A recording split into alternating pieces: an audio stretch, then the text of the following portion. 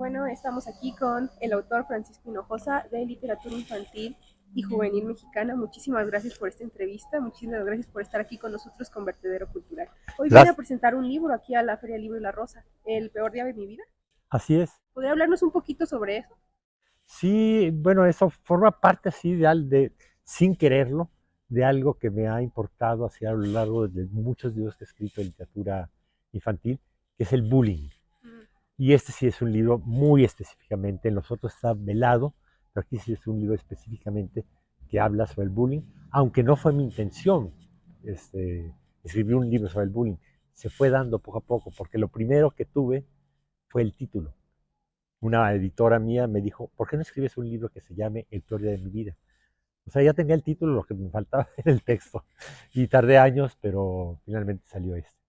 Qué interesante, incluso esta temática tan importante hoy en día que es el bullying en los niños. Y de esta amplia trayectoria que he tenido en escribir libros de literatura infantil, ¿cuál es el libro que usted más ha disfrutado escribir? Pues yo creo que el que más se ha leído mío, que es La peor señora del mundo, lo disfruté enormemente, pero al terminarlo, lo hice en 5 horas, me desperté a las 12 de la noche, se me ocurrió la historia y dije, si no lo escribo ahorita se me va a olvidar. Me levanté y 5 horas más o menos tardé en escribirlo. Y al terminarlo dije, pues qué satisfacción haberlo escrito, pero nadie lo va a querer publicar. Estaba seguro que nadie. Y efectivamente, yo lo presenté a la editorial y los 3 dictámenes fueron negativos. Dijeron, ese libro no puede ser publicado. Y hoy es el libro más vendido del Fondo de Cultura Económica. Sí, sí, sí. Y justo también como toda esta censura que tuvo en su libro, ¿no? Para poderlo publicar por la temática justamente. Y como hemos visto en estos últimos días también esta censura en los libros de literatura infantil. ¿Qué nos puede decir sobre eso? Bueno, sí, la censura es plena. Se acaba de censurar a Roald Dahl. Estuvo censurado Harry Potter, se ha censurado a Huckleberry Finn, que es uno de los grandes libros de la literatura norteamericana.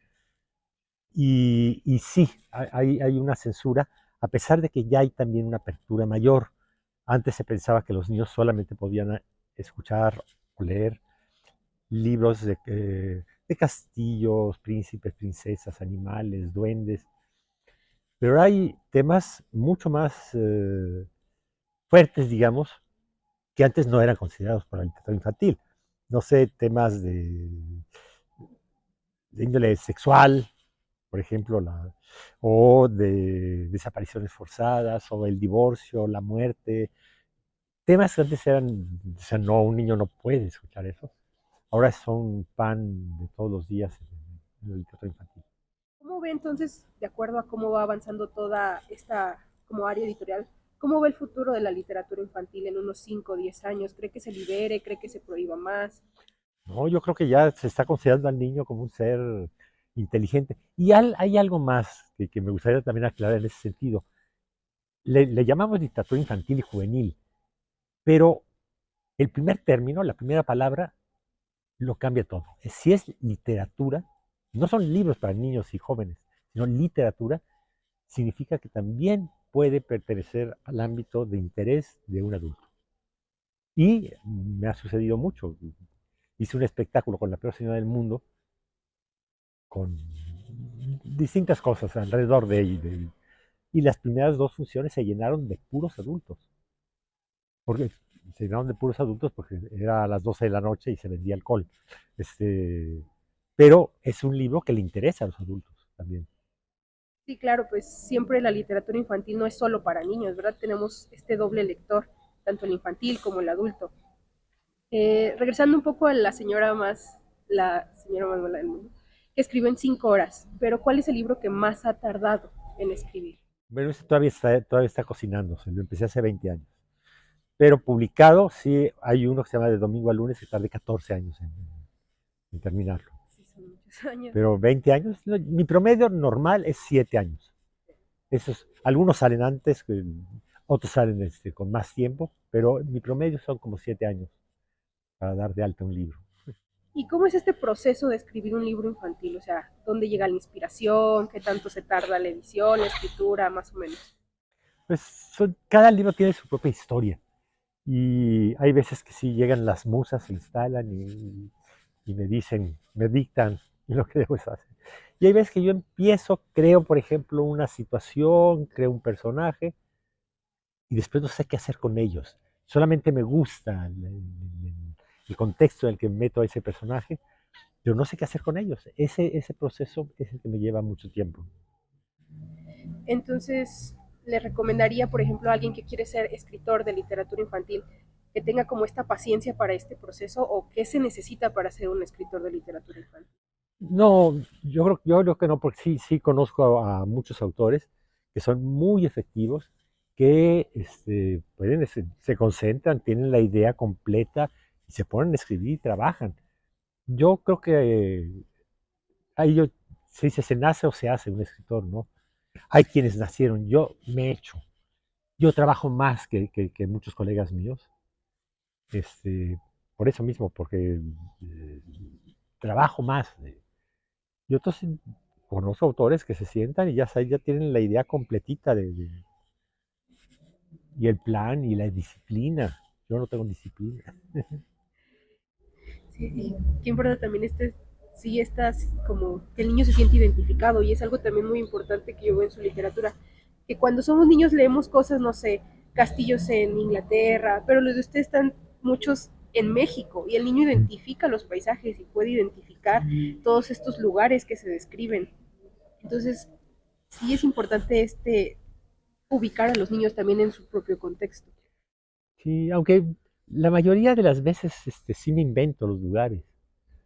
Creo lugares así, no sé, la peor ciudad del mundo está ubicado en un lugar que se llama Turambul, que no existe y que sí está formado por dos palabras, Turquía y Estambul. Entonces uní las dos palabras para crear un país nuevo, pero también lo hice en otro con Benelombia, Venezuela y Colombia.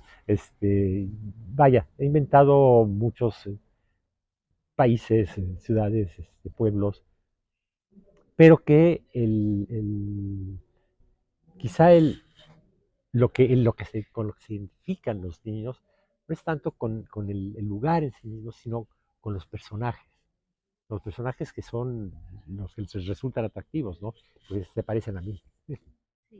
Y hablando justo de estas palabras que invento, ¿nos puede hablar de Farope un poquito? Ah, sí, sí, sí. De esta historia que creo que no podía poner groserías. ¿Podría hablarnos un poquito sobre la historia? Sí, yo lo presenté aquí en esta fiesta del libro y la rosa de Morelia el año pasado, si no me equivoco. Uh -huh, Y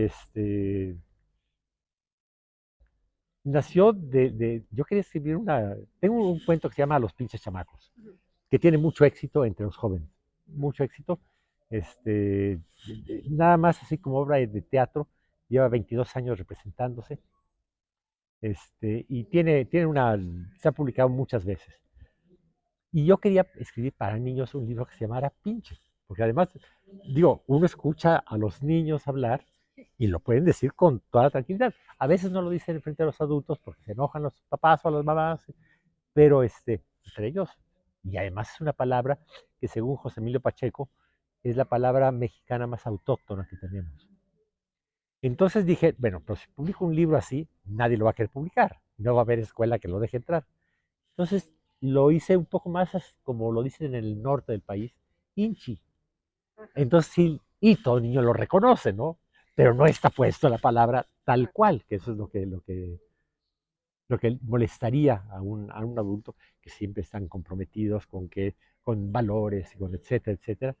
Y no es cierto, en realidad. Y detrás de eso, siempre lo decía Ricardo Piglia, detrás de un cuento hay un segundo cuento.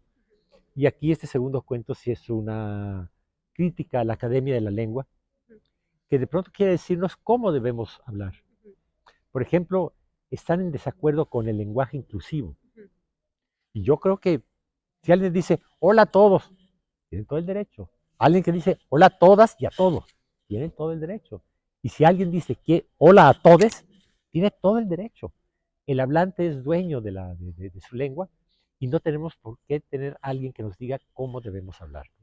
Entonces, una crítica velada a la Academia de la Lengua, a todas las academias de la lengua, no es a la mexicana, ¿no? A todas. Bueno, muchísimas gracias. Nada más me gustaría solo, ¿qué les podría decir hoy a los niños en su día sobre, en general? ¿Qué le dice a las infancias? ¿Cuál es el mensaje de Francisco Hinojosa para los niños? Pues bueno, lo voy a decir desde el punto de vista de un escritor, ¿no? Bueno, que la lectura es realmente algo que los puede llevar a muchas cosas, a viajar, a conocer personajes que quizá no conocería de otra manera, y también que pueden compartirlo con la familia. Y eso es algo que tenía que, el principio del cuento, ¿no? Que se hacía comunidad alrededor de un cuento, ¿no? El mayor de todos al calor de un fuego contaba un cuento hace siglos. Bueno, hoy se puede hacer familia y se puede hacer comunidad también a través, alrededor de un libro. Bueno, muchísimas gracias De por esta nada, con todo entrevista. gusto. Qué interesante platicar con usted. Un gusto conocerlo. Gracias, Iván.